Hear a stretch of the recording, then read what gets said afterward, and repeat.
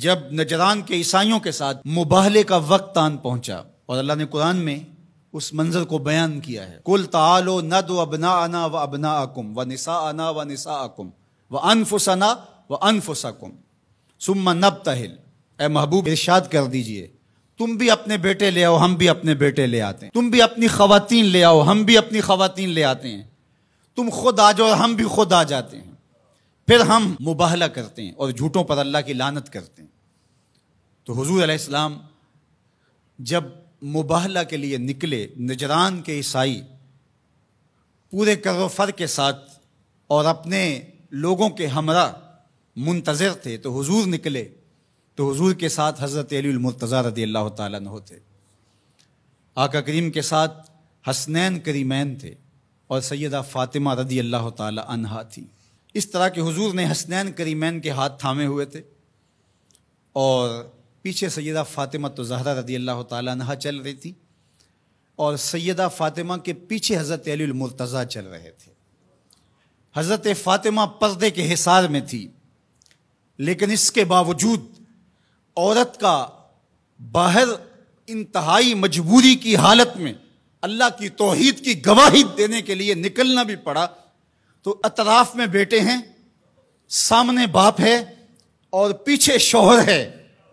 اور ماحول مدینے کا ہے، سارے چاہنے والے اور محبت کرنے والے ہیں، اور یہ شہزادی کونین وہ ہیں کہ اگر یہ گھر سے نکلیں تو کائنات کی آنکھیں خم ہو جائیں اور پلکوں پر پردے آ جائیں، لیکن اس کے باوجود جب نکلتے ہیں، بلکہ میں نے کہیں پڑھا کہ آپ کے قدموں کے نشان پر حضرت علی المرتضیٰ رضی اللہ تعالیٰ عنہ قدم رکھتے کہ قدموں کا نشان بھی باقی نہ بچے۔ عورت کو گھر سے نکلنے کے لیے یہ ایک ضابطہ دیا کہ بامر مجبوری عورت کو گھر سے نکلنا بھی پڑے تو اس کو اپنے محرم کے ساتھ کس احتیاط سے نکلنا پڑے گا۔ اللہ اکبر! یہ ملکوتی قافلہ، یہ تقدس مآب قافلہ جو 5 نفوس پر مشتمل تھا، جس پر میرے حضور نے ارشاد فرمایا اللہم ہؤلاء اہلی، اللہ یہ ہیں میرے اہل، یہ ہیں میرے گھر والے۔ اللہ اکبر! میری کل کائنات یہ ہے، اور آج تیری توحید کی گواہی کے لیے، سچائی کی گواہی کے لیے، مباہلے کے لیے لے کر کے پیش ہو رہا ہوں۔ اللہ اکبر! اب جب مباہلے کا وقت آیا اور ان لوگوں کو دیکھا تو ان کا جو بڑا پادری تھا اس نے اپنے سارے پادریوں کو مخاطب کر کے کہا واللہ میں وہ چہرے دیکھ رہا ہوں، اگر یہ کہیں کہ یہ پہاڑ یہاں سے اٹھ کے ادھر ہو جائے تو سرک کے پہاڑ ادھر ہو جائے گا، اور اگر تم نے ان سے مباہلہ کر لیا تو میں یہ یقین رکھتا ہوں کہ کوئی عیسائی باقی نہیں رہے گا، اور اگر اپنی بقا چاہتے ہو تو پھر راستہ بدل لو، پتلی گلی سے نکل جاؤ۔ اور وہ بھاگ گئے، کیوں کہ یہ وہ تقدس مآب چہرے ہیں کہ اگر یہ پہاڑ کو کہیں اپنی جگہ سے ہٹ جا تو پہاڑ بھی ہٹ جائے گا، ہمالیہ بھی اپنی جگہ سے سرک جائے گا، اور انہوں نے اگر بد دعا بول دی تو تمہارا نشان نہیں رہے گا اور تمہاری نسل باقی نہیں رہے گی۔ میرے ان جملوں پر اور میری اس گفتگو پر تھوڑی دیر ٹھہر جائیں۔ انہوں نے کہا کہ اگر انہوں نے بد دعا بول دی تو کوئی عیسائی موجود نہیں رہے گا، اور انہوں نے آل رسول کا حیا کرتے ہوئے مباہلے سے پسپائی اختیار کر لی۔ آج دنیا کے جس خطے میں بھی آپ چلے جائیں، آپ کو جیسے بھی عیسائی ضرور ملیں گے، ان کا مذہب جس صورت میں بھی ہے بہرحال موجود ملے گا، لیکن جنہوں نے حیا نہیں کیا اس یزید کی نسل آپ کو کہیں بھی نہیں ملے گی، اس شمر کی اولاد آپ کو کہیں نہیں ملے گی، ابن زیاد کی نسل آپ کو کہیں نہیں ملے گی۔ میں نے تو دنیا گھومی ہے، مجھے آج تک کوئی شخص نہیں ملا جس نے کہا میں یزید کی اولاد سے ہوں، آج تک کوئی شخص نہیں ملا جس نے کہا کہ میں اتنی پشتوں میں جا کے خولی سے ملتا ہوں،